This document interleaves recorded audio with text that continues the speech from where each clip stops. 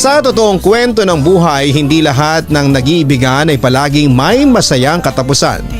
Minsan nga kung sino pa yung totoong nagmamahalan, sila pa yung hindi nagkakatuluyan. Hindi naman kasi natin Who's that Pokemon? It's pwedeng panghawakan palagi ang pag-ibig na nararamdaman natin para sa isang tao. Kasi kahit na alam natin na mahal din tayo ng taong mahal natin, marami pa rin ang pwedeng maging dahilan para bitawan natin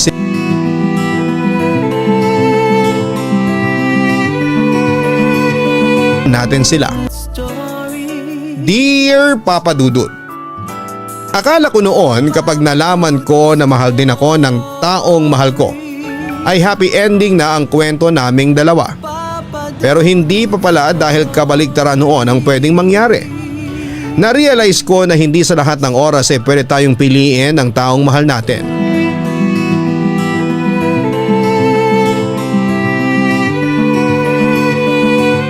Kasi sa kwentong ibabahagi ko ngayon, kahit alam namin na pareho kami ng pagmamahal na nararamdaman ay hindi pa rin namin pinili ang isa't isa.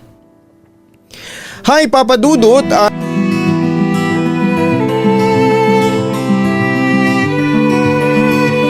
At sa mga ka-online natin na gising pa hanggang sa ngayon at nag-aabang ng bagong kwento sa inyong YouTube channel. Itago nyo na lamang po ako sa pangalang Tessa. 32 years old, taga Cavite at isang romance pocketbook writer.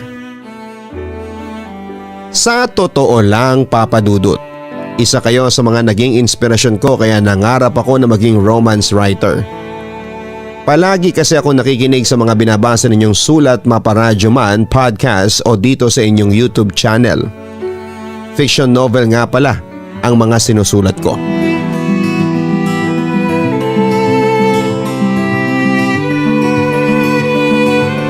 At sa hinagap ay hindi ko naisip na totoong kwento ko na itong isusulat ko sa ngayon. Wala lang, iba pa rin pala sa pakiramdam na sariling kwento ko naman ang ginagawa ko. At ngayon pa lamang ay hinihiling ko na hindi ako maiyak bago ko matapos itong sulat ko. Aminado ako Papa Dudut na hindi ako kagandahan noong nasa high school pa lamang ako. Medyo mataba kasi ako, kulot ang buhok, ma-pimples tapos sungki pa ang mga ngipin ko. Maswerte na lang talaga ako na maputi ang balat ko at matangos ang ilong. Kaya may ilan pa rin na nagsasabing maganda ako. Kahit paano rin naman ay may nagkakagusto sa akin noon pero wala pa sa isip ko ang mag-boyfriend. Ang pag-aaral ang gusto kong pagtuunan talaga ng pansin hanggang sa isang araw. Aray, wika ko nang may makabangga ako na isang lalaki. Naku mi, sorry. Ayos ka lang ba?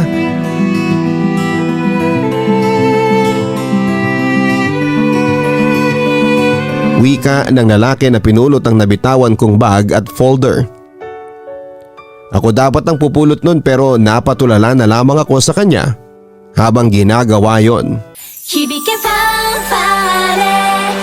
Alam nyo yung slow-mo effect sa mga pelikula? Parang naging ganon bigla ang paningin ko sa kanya. Mula sa mapulan niyang mga labi, hindi katangos ang ilong at singkiting mga mata. Hanggang sa tuluyan ng magtama ang mga tingin naming dalawa. Miss, tawag niya pa sa akin. Sorry, sagot ko naman bago kaagad na binawi ang tingin mula sa kanya. Ano ka ba? Ako nga ang dapat na mag-sorry sa'yo kasi nabunggo kita. Pasensya na ulit ha. Eto na ang mga gamit mo. Wika niya. Maputi ang balat niya at mukha siyang Japanese. Sa suot niyang uniform ay nalaman ko kaagad na sa private school siya nag-aaral na hindi kalayuan mula sa public school kung saan naman ako nag-aaral.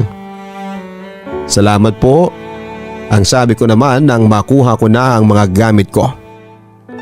JP, tawag ng isang lalaki mula sa hindi kalayuan.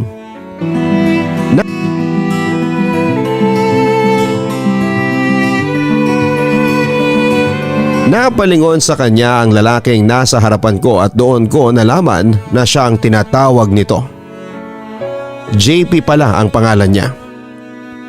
Tara na sa covered court, magsisimula na yung event. Wika pa nito. Pareho sila ng uniform na suot ni JP. Maputi rin ang balat nito at halatang anak mayaman. Sige mi, sorry ulit. Sabi pa sa akin ni JP bago siya sumunod sa lalaking tumatawag sa kanya. Naiwan ako sa kinakatayuan ko.